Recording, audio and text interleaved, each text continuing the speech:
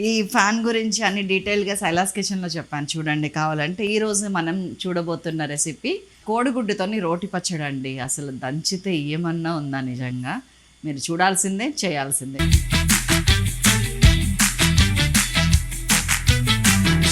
Ingredients ఒక్కసారి చూడండి. పచ్చిమిరపకాయలు, ఎండుమిరపకాయలు, చింతపండు, ఉల్లిగడ్డ, టమాటా, పసుపు, ఉప్పు, వెల్లుల్లి, జీలకర్ర, కొత్తిమీర. That's all. Single pot dish అండి ఇది. చక్కగా మందపాటి కడాయిలో కొద్దిగా ఒక 1.5 టీ స్పూన్ ఆయిల్ తీసుకున్నా అంతే. ఎందుకంటే మనం గ్రాడ్యువల్గా వేయాలన్నమాట ఆయిల్. ఇందులో ఒక 5-6 పచ్చిమిరపకాయలు ఇట్లా తుంపి ఫ్రై చేసుకుంటా.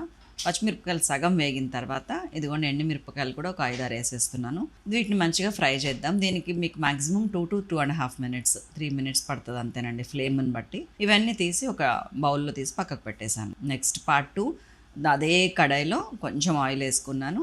ఇది మొత్తం 3 ఆనియన్స్ అండి, మీడియం సైజ్ ఆనియన్స్ 3 ఇట్లా సన్నగా పొడుగ్గా కట్ చేసినాయి.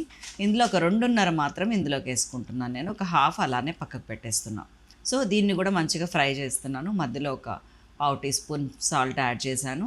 దీన్ని మంచిగా ఇదిగోండి ఇట్లా golden brown, deep brown colour వచ్చేదాకా ఉంచి, దీన్ని కూడా మనం ఇందాక గిన్నెలో తీసి పెట్టుకున్నాం కదా పచ్చిమిర్చి, ఎండుమిర్చి, అదే గిన్నెలో తీసి పక్కకు పెట్టేశాను. ఇదే గిన్నెలో ఏం చేస్తారంటే ఒక టీ స్పూన్ జీలకర్ర, ఒక 3-4 వెల్లుల్లి కూడా వేసి పక్కకు పెట్టుకోండి. That's all.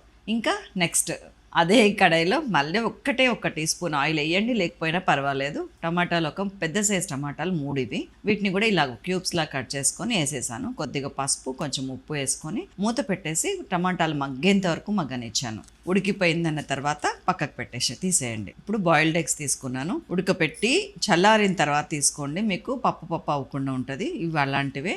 దీన్ని మంచిగా దొడ్డు గ్రేడింగ్ ఎట్లా ఉండాలంటేనండి, ఇట్లా దొడ్డు మెష్ అయి ఉండాలి మీకు. అప్పుడు సన్నగా పేస్ట్ అవ్వకుండా ఇట్లాగా వక్కలుగా వచ్చినట్టు ఉంటుంది అనమాట. దీన్ని మంచిగా ఇట్లా గ్రేట్ చేసుకున్నాను.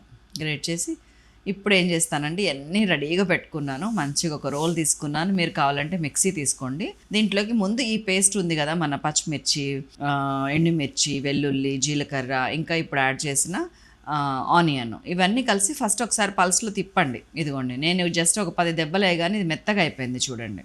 మధ్యలో కొంచెం ఒక 1/2 టీ స్పూన్ సాల్ట్ యాడ్ చేయండి. ఇప్పుడు టమాటోస్ ఉడికిపోయినాయి, అవి కూడా తీసుకొచ్చి ఇందులో వేసేస్తున్నాను. ఒక్కసారి ఇట్లా ఒక తిప్పిన తర్వాత టామరిన్ జ్యూస్ అండి, ఇది చింతపండు జ్యూస్ ఒక 2 టీ స్పూన్స్ వేసుకుంటున్నా. పులుపు కావాలి, ఇందులో పులుపు సరిపోలేదు అనిపించే వాళ్ళు ఇది వేసుకోవచ్చు, లేని వద్దనుకునే వాళ్ళు ఆపేయచ్చు. ఆ తర్వాత కొత్తిమీర కూడా కొంచెం గుప్పెడి నిండా తీసి కడిగిన కొత్తిమీర ఇట్లా వేసుకొని మంచిగా దంచుకున్నానండి. ఇట్లాగా చుట్టూ తిప్పుకుంటా ఉంటే మెల్లగా జస్ట్ ఒక 10 సార్లు తిప్పగానే అయిపోయింది. ఇప్పుడు ఇందులోకి కొంచెం ఉప్పు చూస్తున్నాను నేను. కొంచెం కారం తక్కువైంది అనిపిస్తుంది నాకు. ఒక 1 టీ స్పూన్ కారం వేస్తున్నాను. సాల్ట్ కూడా ఒక 1 టీ స్పూన్ వేసేస్తున్నాను. మొత్తం అన్నీ కలిపాను. కొంచెం సేపు దంచాను, కొంచెం సేపు స్పూన్తో కూడా తిప్పేశాను. అయిపోయింది. ఇప్పుడు మన ఎగ్స్ ఉన్నాయి కదా, వాటిని తీసుకొచ్చి స్పూన్ పెట్టి మంచి కలపండి ఫస్ట్. ఆ తర్వాత మన ఉల్లిగడ్డ ఒక సగం పీస్ ఉంచుకున్నాం కదా, దాన్ని కూడా తీసుకొచ్చి చక్కగా మధ్యలో వేసి ఒక దెబ్బ వేసి మొత్తం తిప్పేసి ఉప్పు కారం చెక్ చేసుకొని దించేస్తే అదిరిపోయే కోడిగుడ్డు రోటి పచ్చడి రెడీ. దట్స్ ఆల్ అండి. సూపర్ డూపర్ రెసిపీ కదా, మీరు చేస్తారని ఆశిస్తున్నాను. మరొక రెసిపీతో మేము ముందుకు వస్తాను. Thank you.